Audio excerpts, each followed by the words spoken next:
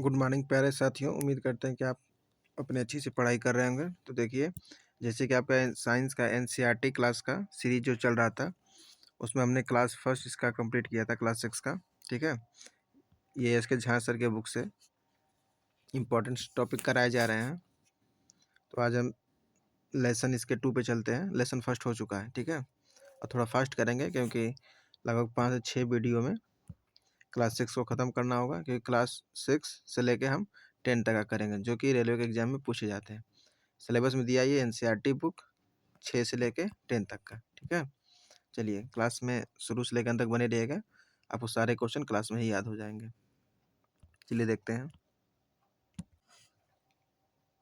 देखिए, टॉपिक है हमारा वस्तुओं का समूह बनाना, जो इसका सेकेंड चैप्टर है।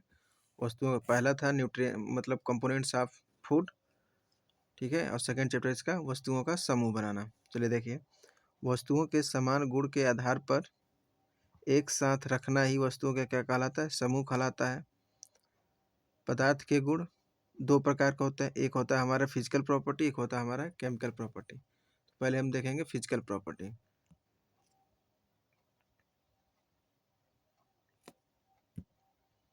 देखिए, वह गुण जिससे बाहरी गुणों का पता चलता है, यानी एक्सटर्नल क्वालिटी का पता चलता है, उसे क्या कहते हैं? भौतिक गुण। इसमें होता क्या है? ताप एवं दाब के आधार पर बदलता है फिजिकल प्रॉपर्टी। फिजिकल प्रॉपर्टी क्या होता है? एक्सटर्नल क्वालिटी होता है, और ये प्रेशर और टेम्परेचर के आधार पर क्या होता है? वेरी करता है, यानी बदलता रहता है। इस गुण को परिवर्तित गुण भी कहते हैं, बदलता रहता है इसलिए से कहते हैं परिवर्तित गुण, यानी मॉडिफाइड प्रॉपर्टी। पदार्थ की कठोरता या कोमलता इस गुण के उदाहरण होते हैं। ठीक है, इसी गुण के आधार पर कुछ गैस भी जल में विलय होता है, और इस गुण के अंतर्गत भौतिक परिवर्तन के सभी उदाहरण आते हैं। भौतिक परिवर्तन का मतलब होता है कि वस्तु की प्रॉपर्टी ना बदल जाए, बस उसकी अवस्था चेंज हो, लेकिन फिर उस अवस्था को पुनः प्राप्त किया जा सके। जैसे मोमबत्ती का पिघलना, मोमबत्ती अगर मेल्ट हो जाने के बाद आप उसको रीयूज कर सकते हैं ठोस होने के बाद। पानी से बर्फ़ का बनना या बर्फ़ से पानी का बनना, ये भी क्या आपका फिजिकल चेंज है। और केमिकल चेंज की बात करें, यानी कि प्रोडक्ट दूसरा बनना चाहिए, जैसे कि मोमबत्ती जल जाना, दूध से दही का बन जाना, यानी कि फिर अब दूध से दही बन गया तो दही से अब दूध को पुनः प्राप्त नहीं कर सकते, यानी कि अवस्था पूरी तरह से चेंज हो गया, यानी प्रोडक्ट नया बन गया। केमिकल प्रॉपर्टी में याद रखिएगा कि जो प्रोडक्ट होता है आपका नया प्राप्त हो जाता है, लेकिन फिजिकल क्वांटिटी में क्या होगा? केवल एक्सटर्नल क्वालिटी ही बदलता है। ठीक है, चलिए आगे देखिए। देखिए, इस गुण के अंतर्गत भौतिक परिवर्तन के सभी उदाहरण आते हैं, जैसे पदार्थ की अवस्था में परिवर्तन, पदार्थ की अवस्था में परिवर्तन, ठोस द्रव गैस, और चीनी पानी का घोल। ठीक है, ये चीनी पानी का घोल है, और इसमें क्या करेंगे आप? चीनी से प्राप्त करना होगा, तो वाष्पीकरण होगा, तो पानी की बूंदें आप ये क्या हो जाएंगी? वाष्पित हो जाएंगी, और उसमें क्या बचेगा? नीचे आपकी चीनी आपके पेदी में बच जाएगा। ठीक है, अब देखिए केमिकल प्रॉपर्टी।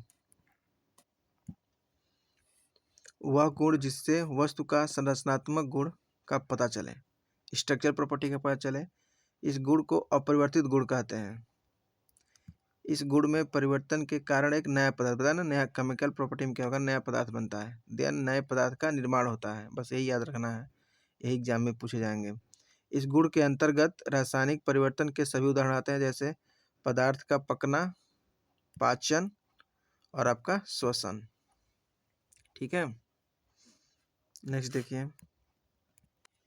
देखिए, देखने के आधार पर पदार्थ को 3 भागों में बांटा गया है: पारदर्शी, ट्रांसपेरेंट, अपारदर्शी, ओपेक, अर्धपारदर्शी। सेमी ट्रांसपेरेंट, पारदर्शी जो आपको आर पार दिखे वस्तु, अपारदर्शी कुछ भी ना दिखे, और अर्धपारदर्शी यानी कुछ धुंधला दिखे। तो देखिए, पारदर्शी आर पार देखा जा सके, जैसे कांच, ग्लास, वायु, और कुछ प्लास्टिक के पदार्थ इत्यादि। अपारदर्शी क्या होगा? आर पार नहीं देखा जा सकता, जैसे लकड़ी, धातु, मिट्टी, इसकी क्या होगा? आप आर पार नहीं देख पाओगे, उसे क्या बोलेंगे? अपारदर्शी। अर्धपारदर्शी यानी इसमें थोड़ा दिखे, यानी कि आंशिक रूप से दिखाई दे, जैसे तेल लगा हुआ कागज, मलमल का कपड़ा, और इत्यादि। अर्धपारदर्शी को हिंदी में बोलते हैं परिभाषी, बोलते हैं परिभाषी। परिभाषी मतलब आंशिक रूप से दिखे, जैसे कि तेल लगा हुआ कपड़ा, मलमल का कपड़ा इत्यादि। ठीक है, कुछ इसके इम्पोर्टेंट तथ्य देख लीजिए। किसी विलयन में लोहा अपना चमक खो देगा, यानी लोहे की मान लीजिए कील है, इसको किस विलयन में रखें कि ये अपनी वास्तविक चमक खो दे, इसको क्या बोलेंगे, सॉफ्ट ड्रिंक। यानी शीतल पेय पदार्थ में क्या होगा, अपनी चमक लोहे की कील खो देगा। जल में पूर्णतः घुलनशील होता है क्या, शर्करा, यानी कि चीनी जो होता है, शर्करा एक तो चीनी आप लीजिए, तो पानी में क्या होगा, पूर्णतः घुलनशील होता है। मतलब जैसे कि चीनी, एक गिलास में पानी है, ठीक है, इसमें हम चीनी की बूंदें ले लें सॉरी, चीनी के दाने इसमें डाल लें, तो क्या होगा, पानी की बूंद और चीनी आपस में घुल जाएंगे। क्या फिर उसके बाद बताया जा सकता है कि ये जो गिलास है, क्या इसमें चीनी और पानी है, या नमक और चीनी है, नमक और पानी, क्योंकि क्या होगा, आपस में अच्छे से डिजॉल्व हो जाता है। तो वही कहा है, जल में पूर्णतः घुलनशील है क्या, शर्करा। अपारदर्शक वस्तु है, यानी जो अर्पणा दिखा सकता, कौन सा, दर्पण है, चुंबक है, कोई भी मेटल, लोहा। पंख प्लास्टिक की गेंद जल में कैसे व्यवहार करता है, जाहिर सी बात है, पानी में जब पंख डालेंगे, प्लास्टिक गेंद डालेंगे, क्या होगा, वो तैरेगा। सेफ्टी पिन बना होता है, सेफ्टी पिन बना होता है स्टील का और प्लास्टिक का। गाड़ी का फ्रंट ग्लास बना होता है पारदर्शी वस्तु का, फ्रंट ग्लास मतलब जो शीशे पे लगा होता है साइड में, ऐसे देखने के लिए नहीं, मतलब जैसे कि बाहर निकलने के लिए जो गेट उट पे लगा रहता है, उसी को बोल रहा है कि फ्रंट ग्लास बना होता है तो पारदर्शी वस्तु का, जिससे कि आप आर पार देख सकें। पानी एवं तेल का मिश्रण क्या है, बिस्मांगी मिश्रण है, क्योंकि ये आपस में डिजॉल्व नहीं होते हैं, पानी और तेल। क्योंकि देखिए, जब आप एक गिलास में पानी भर के ऐसे, ठीक है, उसमें कोई सॉरी, जब कोई गिलास लेके ऐसे, ठीक है, इसमें आप पानी भरा हुआ हमारा, इसमें कोई ऊपर से बस आप 2 या 3 बूंद डीजल या मतलब जो भी आप डेली यूज में तेल लाते हैं उसको डालिएगा इसमें आयल, तो क्या होगा, ये ऊपर आपको एक बुलबुले टाइप में दिखने लगेगा, एक ऊपर इसकी लेयर बन जाएगी, क्योंकि ये पानी और तेल आपस में क्या होगा, डिजॉल्व होता नहीं है। वही कहा कि पानी एवं तेल का मिश्रण क्या है, बिस्मांगी मिश्रण है। समांगी मिश्रण वो होता है जो आपस में मिल जाए, जैसे कि चीनी और पानी। अब बिस्मांगी मिश्रण जो आपस में अच्छे से डिजॉल्व ना हो, यानी कि पानी और तेल। चलिए इसे क्वेश्चन देख लेते हैं हम। देखिए पहला क्वेश्चन दिया है, निम्नलिखित द्रवों में से प्रत्येक में से एक लोहे की कील रखी गई है, किस मामले में अपनी चमक खो देगी। तो बताया था किसमें, सॉफ्ट ड्रिंक में। निम्नलिखित में से वह पदार्थ चुनिए जो जल में पूर्णतः घुलनशील है, क्या बताया था, शर्करा। चलिए नहीं, देखिए तीसरा क्वेश्चन, आपको निम्नलिखित पदार्थ प्रदान किया गया है, बताना क्या इसमें, देखिए आप दिया है, उपरोक्त पदार्थ में आप किस पदार्थ को पारदर्शी के रूप में पहचानेंगे। पारदर्शी मतलब जो आर पार दिखे, तो क्या होगा, आवर्धक लेंस, या दर्पण, या स्टेनलेस स्टील प्लेट, या कांच का ग्लास। तो किसमें से क्या होगा आपका, किस पदार्थ को पारदर्शी के रूप में पहचानेंगे, तो किसमें से क्या होगा, स्टेनलेस स्टील के प्लेट। ठीक है, स्टेनलेस स्टील के प्लेट। नेक्स्ट देखिए, बूझो को एक थैला मिला है जिसमें निम्नलिखित पदार्थ है, बूझो कोई मतलब व्यक्ति को मान लिया है, ठीक है, ऐसे ही दिया है, बूझो को एक थैला मिला है जिसमें निम्नलिखित पदार्थ है। आंसर क्या देना है, अपारदर्शी पदार्थ का पता लगाना है। तो अपारदर्शी पदार्थ क्या होगा, जिसमें आर पार ना दिखे, तो आपका होगा, देखिए पहले तो आपका दर्पण, और जो तेल से सना हुआ कागज, इसमें अब इसमें क्या होगा, मलमल का कपड़ा बताया था कि जिसमें क्या अर्ध पारदर्शी है, यानी कि इसमें कुछ ना कुछ दिखेगा। चुंबक, यानी कि ऑप्शन फर्स्ट एंड थर्ड किस में दिया है, सी में, यानी ऑप्शन नंबर सी क्या होगा, करेक्ट होगा। नेक्स्ट देखिए,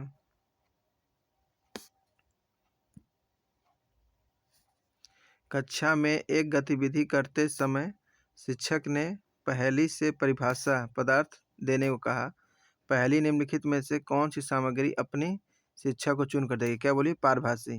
पारभासी में क्या बताया था, इसे क्या बोलते हैं, सेमी ट्रांसपेरेंट, यानी कि अर्ध पारदर्शी। तो उसमें क्या बताया था आपको, मलमल का कपड़ा या आयल लगा हुआ कोई कागज। ठीक है, नेक्स्ट देखिए, निम्नलिखित में से कौन सा पदार्थ युग्म तैरता है यदि ग्लास पानी से भरा हुआ है। तो क्या बताया था, पंख बताया था, प्लास्टिक की गेंद। निम्नलिखित में से कौन सा आमतौर पर एक सेफ्टी पिन बनाने के लिए उपयोग किया था, सेफ्टी पिन स्टेनलेस स्टील से और प्लास्टिक से, ऑप्शन नंबर डी। निम्नलिखित में से कौन सा पदार्थ चमकदार नहीं है? तो देखिए गोल्ड में चमक होती है, चांदी में होता है, डायमंड में होता है, किसमें होता है? लकड़ी में नहीं होता है। निम्नलिखित में से कौन सा सत्य नहीं है? तो पढ़ते हैं पहले। देखिए पहला दिया है पदार्थ को सुविधा के लिए समूहीकृत किया जाता है, सही है। पदार्थ को समूहीकृत, अभी तो चैप्टर का नाम यही तो है, पदार्थ का पृथक्करण। तो पदार्थों को उनके गुण के आधार पे यानी फिजिकल क्वांटिटी के आधार पे, फिजिकल प्रॉपर्टी के आधार पे, केमिकल प्रॉपर्टी पर अलग अलग करते हैं। तो ये दिया है पदार्थ को सुविधा के अनुसार समूहीकृत किया जा सकता है, तो हाँ किया जा सकता है। लेकिन पूछा क्या है कि कौन सा गलत है? आगे देखिए। आप देखिए ऑप्शन बी दिया है पदार्थों को उनके गुणों का अध्ययन करने के लिए समूहीकृत किया जा सकता है, सही बात है। गुणों का आधार पर समूहीकृत किया जा सकता है, उनका अध्ययन भी समूहीकृत किया जा सकता है। पदार्थ मनोरंजन के लिए, देखिए ये दिया है पदार्थ, यही आपका आंसर होगा। बोला है कौन सा गलत नहीं है, तो मनोरंजन के लिए हम समूहीकृत नहीं करते हैं, हम उसकी प्रॉपर्टी जानने के लिए, उसका अध्ययन करने समूहीकृत करते हैं। ऑप्शन नंबर 4 दिया आपका पदार्थों को उनके उपयोग के अनुसार समूहीकृत करते हैं, उपयोग के अनुसार भी हम कर सकते हैं। यानी ये मनोरंजन का जो दिया यही क्या होगा आपका आंसर गलत होगा, क्योंकि पदार्थों को मनोरंजन के लिए समूहीकृत नहीं किया जाता है। निम्नलिखित में से विषम का पता लगाएं। क्वेश्चन नंबर 10 तवा दिया है, प्रेशर कुकर और इरेजर और कुदाल, तो इसमें क्या होगा? कुदाल होगा आपका सबसे अलग होगा, पूछा है विषम। कार का फ्रंट ग्लास यानी विंड स्क्रीन बनाने के लिए क्या होगा? पारदर्शी ग्लास का यूज करते हैं यानी ट्रांसपेरेंट। Option number A. चलिए नेक्स्ट देखते हैं। वह गुण जिससे किसी वस्तु से के बाहरी गुण का पता चलता है। बाहरी गुण किससे पता चलता है? फिजिकल, भौतिक गुण, ठीक है। और इंटरनल बात करें तो रासायनिक गुण। बर्फ का पिघलना क्या है? भौतिक गुण है। निम्न में से कौन सा संरचनात्मक गुण है? क्या संरचनात्मक गुण क्या होता है? श्वसन। वाष्पीकरण में कौन सा गुण विद्यमान है? वाष्पीकरण में बताइए, वाष्पीकरण में कौन सा गुण? तो वाष्पीकरण क्या होगा? प्रॉपर्टी उसकी क्या हो जाती है? चेंज हो जाती है, यानी कि रासायनिक गुण। क्वेश्चन दिया है निम्नलिखित में से किसमें परिवर्तित गुण है? तो परिवर्तित गुण किसमें होगा? शराब का वाष्पीकरण होना। अरे वाष्पीकरण कौन सा गुण है? रासायनिक गुण है। तो दिया निम्नलिखित में से किसमें परिवर्तित गुण होता है? इसमें परिवर्तित गुण किसमें होगा? शराब के वाष्पीकरण में। अच्छा एक क्वेश्चन देखिए जो मैंने 3 क्वेश्चन कराया था, उसको आप फिर से देखिए। देखिए हमने जो 3 क्वेश्चन करा था, ये कूट कूट का क्वेश्चन है, ठीक है। दिया था कि आपको निम्नलिखित पदार्थ प्रदान किए जाते हैं, फिर नीचे दिया था उपरोक्त पदार्थ में किस पदार्थ को पारदर्शी के रूप में पहचानेंगे। पारदर्शी मतलब होगा कि जिसमें आर पार क्या हो सके? देखा जा सके, ठीक है। जिसमें आर पार देखा जा सके, तो आर पार किसी मैग्नीफाइड ग्लास, आवर्धक लेंस में देखा जा सकता है, और कांच ग्लास में। हमने सॉरी ये हमने ध्यान नहीं दिया, हमें यहाँ पारदर्शी बता दिया स्टेनलेस स्टील का प्लेट, लेकिन ये आंसर नहीं होगा, ठीक है। ये बोला है पारदर्शी का मतलब जिसमें आर पार देखा जा सके, तो मैग्नीफाइंग ग्लास में क्या होता है? आर पार देखा जा सकता है।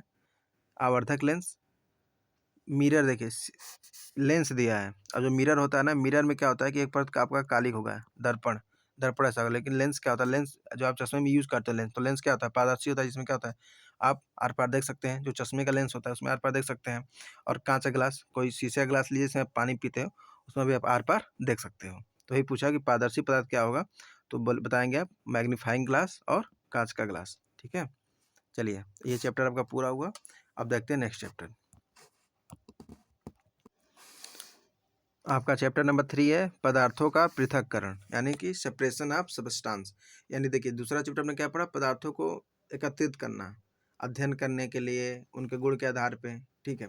लेकिन अब क्या पढ़ेंगे? पदार्थों को अलग करना, जो आपने इकट्ठा किया यानी फिजिकल प्रॉपर्टी और केमिकल प्रॉपर्टी के आधार पे। लेकिन अब क्या करेंगे? इनको हम सेपरेशन करेंगे, यानी कि पृथक्करण करेंगे। तो इसमें बहुत सारी विधियाँ आएंगी, जिसमें चालन है, थ्रेशरिंग है, फिर आपका निस्पंदन है यानी कि फिल्टरेशन है, ऐसे बहुत सारे इसमें हम पढ़ेंगे, ठीक है। तो चलिए स्टार्ट करते हैं। देखिए यौगिक का पृथक्करण केवल रासायनिक, विद्युत रासायनिक विधि से किया जाता है, जबकि मिश्रण का पृथक्करण भौतिक विधि से किया जाता है। यौगिक, यौगिक का मतलब होता है कि दो सब्सटेंस यानी जैसे ए और बी है, ठीक है। ये आपस में मिलाते हैं तो क्या बनता है? हमारा ए भी बनता है, या रिएक्ट होते हैं तो क्या बनता है? हमारा ए भी बनता है। अब ये क्या हो गया? मेरा यौगिक हो गया। जो ये किससे अलग होगा? या तो ये विद्युत रासायनिक, या तो ये रासायनिक विधि द्वारा अलग होगा। लेकिन मिश्रण, मिश्रण का मतलब क्या का है, जैसे बालू और चीनी का मिश्रण, बालू और चीनी का मिश्रण। अब इसे क्या करेंगे, इसे आप फिजिकल विधि द्वारा अलग करेंगे। जैसे कि धान के डंठल को धान से अलग करना क्या है, थ्रेशरिंग करते हैं, तो ये भी क्या आपका है, ये फिजिकल फिजिकल मेथड है। ठीक है। और यदि कोई यौगिक बन जाए यानी कोई प्रोडक्ट बन जाए, उसको यदि अलग करना है तो क्या उसमें क्या होगा, या तो केमिकल मेथड होगा या तो फिर इलेक्ट्रोकेमिकल मेथड होगा। देखिए पहला है भौतिक विधि में, पहला है हमारा चालन। ठीक है, भौतिक विधि में क्या है हमारा, पहले चालन। इसमें वस्तु को विभिन्न प्रकार के छनना पात्र द्वारा उपयोग करके शुद्ध किया जाता है। चालन में अनाज एवं कंकर का मिश्रण, आटा से चोकर, गेहूं को अलग करना। यानी कि जैसे दिया इसमें कि आटा से चोकर, तो क्या करते हैं, हम एक छन्नी का प्रयोग करते हैं जिसमें हम आटा को क्या करते हैं, चाल लेते हैं। तो ये कहा है चालन किससे होगा, इसमें वस्तु को विभिन्न प्रकार के छनने पात्र का उपयोग करके क्या किया जाता है, शुद्ध किया जाता है। जैसे अनाज से कंकड़ को अलग करना, आटा से चोकर और गेहूं को अलग करना। निस्पंदन यानी कि होता है फिल्टरेशन।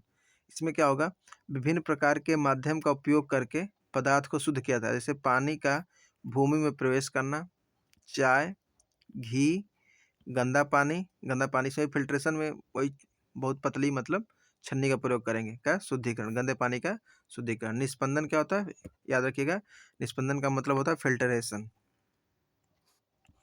नेक्स्ट देखिए आसवन, अलग अलग पदार्थ का अलग अलग क्वथनांक, क्वथनांक क्या होता है हमारा, बॉइलिंग पॉइंट पर शुद्धिकरण किया जाता है। यानी अलग अलग पदार्थ का, सही पदार्थ का क्या होगा, सारे पदार्थ का अलग अलग बॉइलिंग पॉइंट होगा, तो उनके बॉइलिंग पॉइंट के आधार पर शुद्धिकरण किया जाता है। जैसे समुद्री जल का शुद्धिकरण, सभी प्रकार के शुद्ध जल की प्राप्ति करना।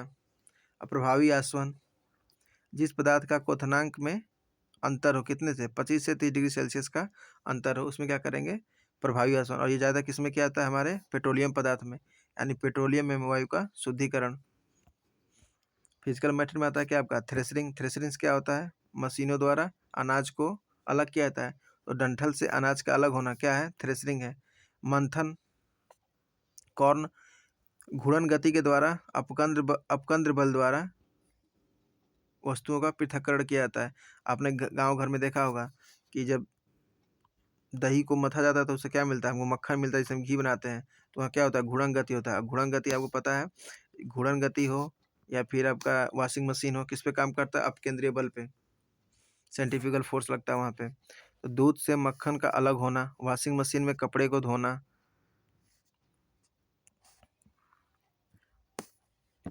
निश्वासपन, पवन की सहायता से अनाज में भूसी को अलग करना। जैसे कि बस हवा चल रहा है और आप उसी में क्या कर रहे हैं, अनाज को अलग कर रहे हो। जैसे धान, गेहूँ, इसे गांव में ओसावना बोलते हैं, चावल, मक्का का हवा की सहायता से शुद्धिकरण। यानी गंदगी को आप ऐसे हवा में, जैसे हवा में जब अनाज को ऐसे गिराओगे किसी सामान को लेके, तो क्या होगा, जो अनाज भारी होगा वो नीचे गिरेगा, और लेकिन जो आपके धूल के कण होंगे वो हल्के होंगे अनाज की अपेक्षा, तो वो क्या होंगे, हवा के साथ ही आगे बढ़ जाएंगे। जैसे गाँव में ओसावना ओसावना किया जाता है उस हिसाब से। निस्तारण, विलयन के ऊपरी भाग को अलग करना। निस्तारण का मतलब होता है, जैसे देखिए कोई पदार्थ हमारा यहाँ पे है, ठीक है, और इसमें क्या होगा, ऊपर कोई यदि लेयर बना हुआ पदार्थ, जो पदार्थ हमें चाहिए उसका क्या है, लेयर बना हुआ है, तो इसको हम क्या करेंगे, ऊपर ही ऐसे हाथ से या मतलब किसी वस्तु से निकाल लेंगे। तो ये निस्तारण का मतलब होता है कि विलयन के ऊपरी भाग को सिर्फ अलग करना। जैसे दूध से मलाई को अलग करना, छाछ से उसके फेन को अलग करना, मलवा क्रीम से घी को अलग करना। ये क्या आपका सब निस्तारण की विधियाँ। इसे यानी दूध से मलाई निकालना, छाछ से फेन निकालना, मलबा से क्रीम निकालना, सब क्या होगा, निस्तारण विधि द्वारा ही किया जाता है, यानी विलयन के ऊपरी भाग को निकालना।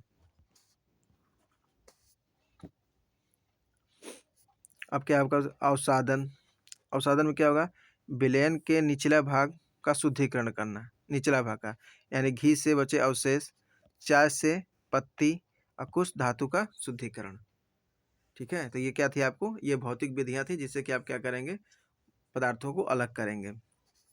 कुछ महत्वपूर्ण तथ्य क्या है, कपास के बीज से रेशा को अलग करना क्या कहलाता है, ओटना कहलाता है।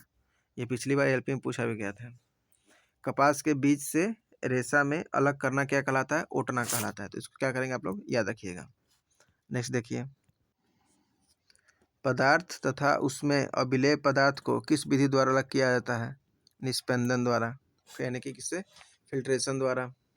किसी विलयन में आवश्यकता से कम विलेय पदार्थ होने पर असंतृप्त, आवश्यकता जितना होने पर संतृप्त, तो आवश्यकता से अधिक होने पर असंतृप्त।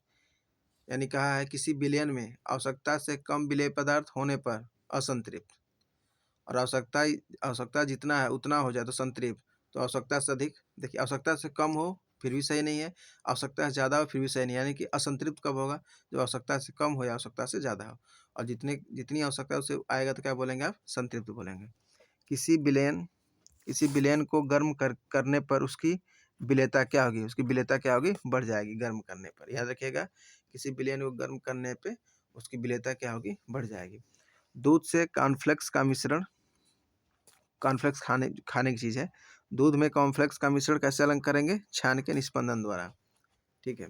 मक्खन से घी की प्राप्ति कैसे करेंगे, फिल्ट्रेशन या फिर निस्तारण। निस्पंदन का हो गया फिल्ट्रेशन, यानी किसी चीज छान के, निस्तारण का मतलब होगा कि विलयन के ऊपरी भाग को निकालना। तो मक्खन से घी की प्राप्ति कैसे करेंगे, या तो फिल्ट्रेशन से करेंगे या तो निस्तारण से करेंगे।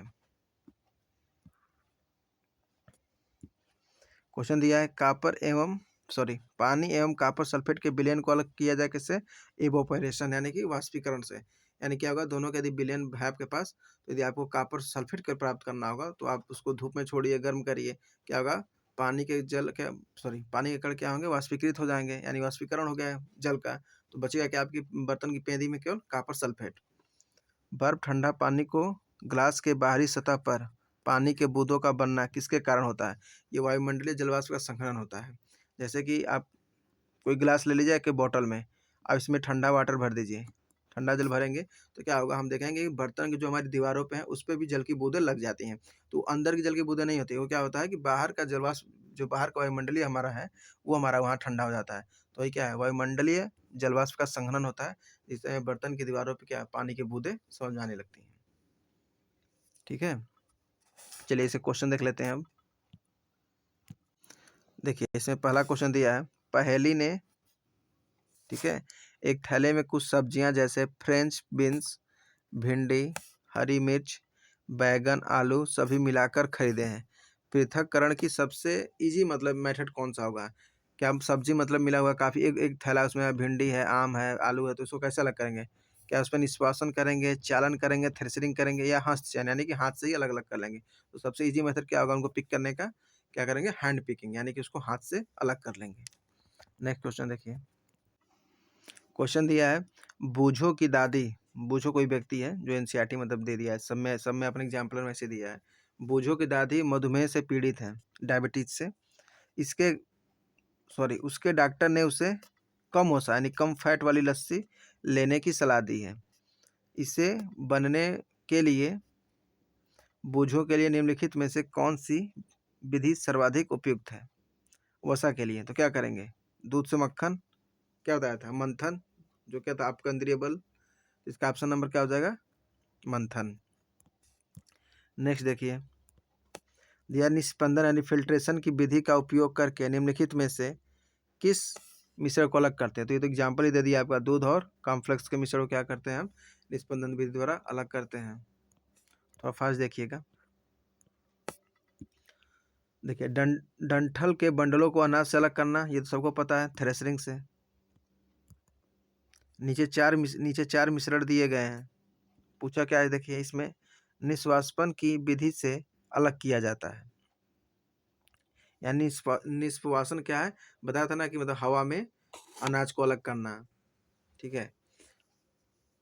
तो देखिए क्या दिया, दाल और चावल, राजमा और काबुली चना, इसको तो अलग करेंगे नहीं हम, दाल और चावल क्या दिया आपका, दाल और चावल, देखिए राइस फ्लेक्स और मक्का, चावल को और मक्के को, राइस फ्लेक्स, और आलू की चिप्स और बिस्कुट को क्या करेंगे कि हम इसमें निष्पासन विधि द्वारा इन दोनों को क्या कर लेंगे, अलग कर लेंगे। देखिए राइस फ्लेक्स अलग है, मक्का अलग है, आलू का चिप्स अलग है, बिस्कुट अलग है। तो बिस्कुट जो क्या होगा, भारी होगा, वो नीचे गिरेगा हवा में। देखिए हवा में निष्पासन करने का एक ही मतलब जो इसमें होता है, ये देखिए इसका नाम ही है इंग्लिश में विंड नोइंग प्रोसेस, यानी जिसमें हवा के माध्यम से क्या करेंगे, जब एक वस्तु आपकी क्या होगी, उसमें भारी होगी, एक हल्की होगी, और दोनों को अलग करना है। तो जैसे हवा चल रहा है आपका, आप उसमें किसी बर्तन के द्वारा जब हवा में उसको गिराएंगे, तो जो भारी वस्तु का वो वहीं गिरेगा, और जो हल्की वस्तु होगा उस वस्तु से दूर होकर गिरेगा। जैसे मैं बता रहा हूँ, यदि आप गाँव घर से होंगे तो आपको पता होगा, अनाज-वनाज जब बनाते हैं तो ओसावना किया जाता है। तो ओसावना में क्या किया जाता है, किसी बर्तन से जब अनाज को हवा हवा के सामने मतलब गिराया जाता है, हवा तेज़ी से चल रहा है, ठीक है?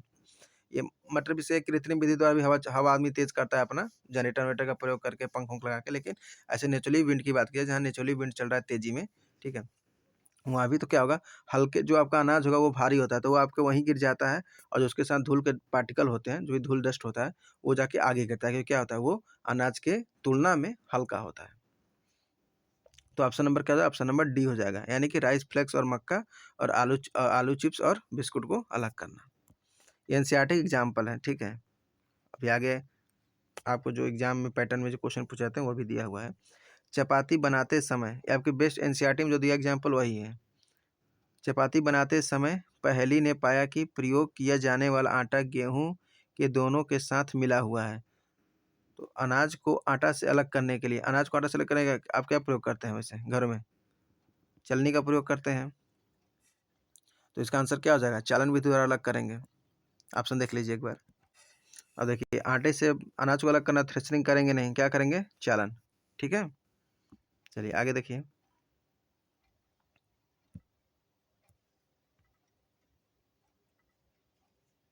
कूट का क्वेश्चन है, ठीक है, कूट का है। देखिए, आपने घर पर मक्खन और क्रीम से घी बनाते हुए देखा होगा। घी के अवशेषों को अलग करना है, किस विधि द्वारा आप करेंगे? तो किस विधि द्वारा होगा? घी अलग करना यानी कि निस्तारण होगा, और क्या होगा, नेक्स्ट बताइए, निस्तारण और निस्पंदन होगा। ये मैंने आपको जब मुख्य महत्वपूर्ण तथ्य बता रहा था, ये बताया था, निस्तारण होगा और फिल्ट्रेशन होगा। यानी कि ऑप्शन नंबर कौन सा, दूसरा और तीसरा, यानी कि option number B is correct answer.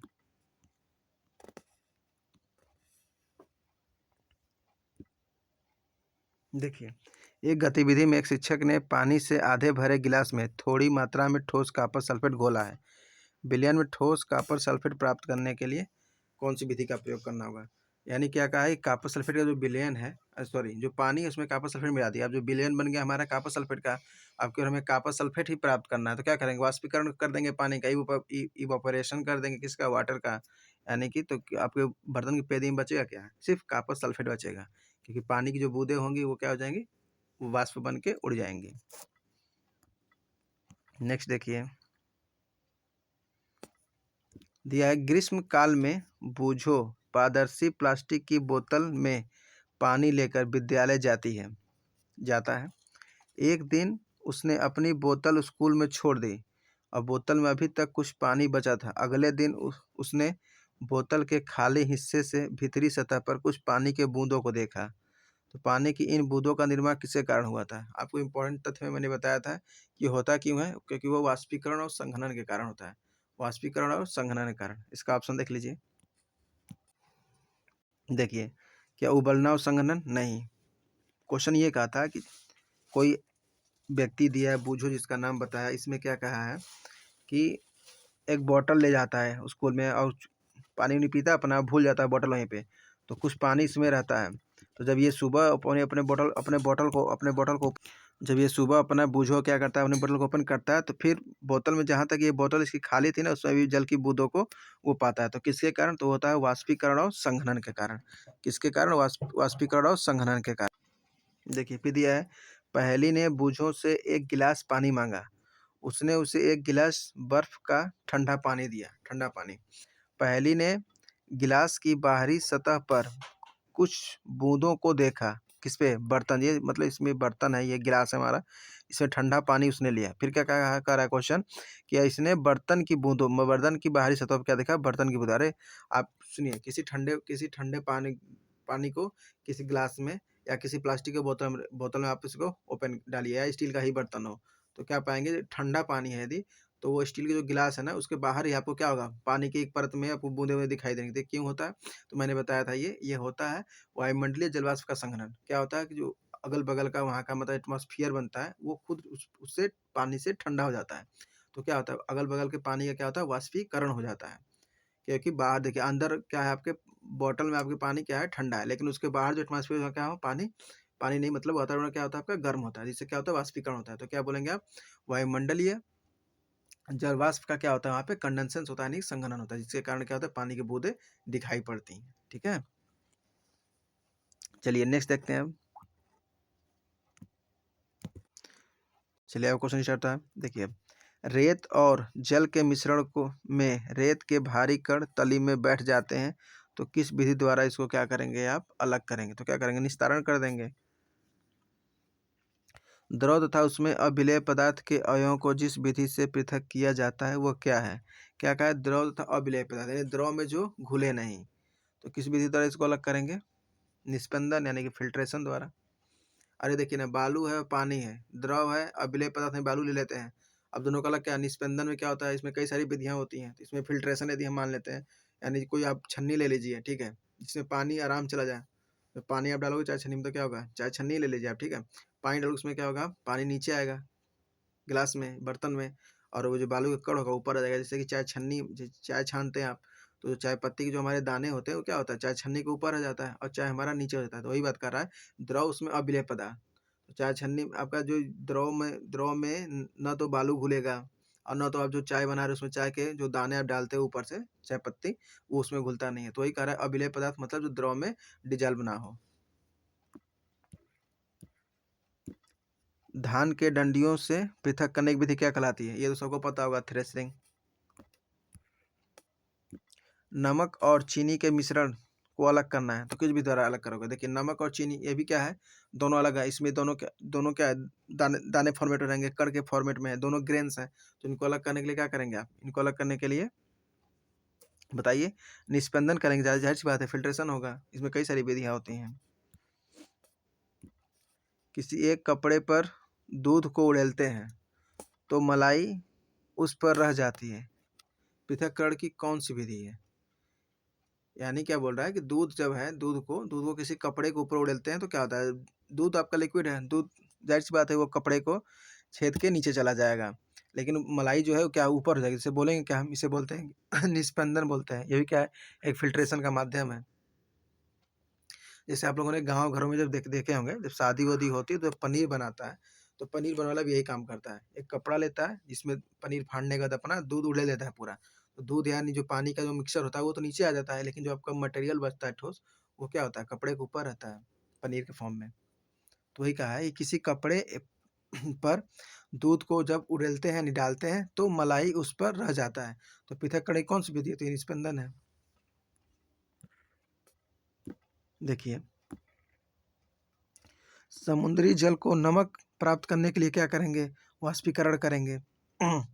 अनाजों से पत्थर को किस विधि द्वारा अलग करेंगे? देखिए क्या है, अनाजों से पत्थर को आपको अलग करना है, पत्थर को, तो वो तो क्या होगा, हस्त चालन होगा, क्योंकि देखिए चालन विधि चाल के तो कर नहीं सकते अनाज से पत्थर, ठीक है, कि उतना बड़ा आप उतना बड़ा चलना कहाँ से लाएंगे? निष्पासन दिया है वायु से, तो अनाज भी भारी है, पत्थर भी भारी है। यदि आप हवा के सामने भी करोगे तो अनाज भी भारी है, पत्थर भी भारी है, इससे भी नहीं होगा, और सभी तो ऑप्शन नंबर होगा नहीं। तो क्या होगा, हंस चयन, यानी कि उसको क्या करेंगे, हाथ से ही अलग कर लेंगे। ये सारे आपके एनसीईआरटी क्वेश्चन है, ठीक है, ये अपने मन से क्वेश्चन नहीं बनाए गए हैं। ये मत समझिएगा कि इसमें थ्रेशरिंग दिया है, डंडल ढंडल ये क्वेश्चन पूछता है, ये आपके क्लास 6 में आपके एनसीईआरटी में यही सारे क्वेश्चन दिए हुए हैं, ठीक है। और आपके एग्जाम में मोस्ट प्रोबेबिलिटी एनसीईआरटी के क्वेश्चन ही आते हैं। तो ये आपका सेकंड और थर्ड चैप्टर पूरा हो गया, ठीक है। कल से थोड़ा और फास्ट करेंगे, जिससे कि मतलब ये 5-6 वीडियो के अंदर पूरा क्लास 6 पूरा आपका कंप्लीट हो जाए। तो अभी हमने फर्स्ट चैप्टर कर लिया, सेकंड कर लिया, थर्ड कर लिया, ठीक है। और कुल इसमें आपके 16 चैप्टर हैं क्लास 6 में। तो इसको थोड़ा फास्ट करेंगे, 5-6 वीडियो में कंप्लीट कर लेंगे।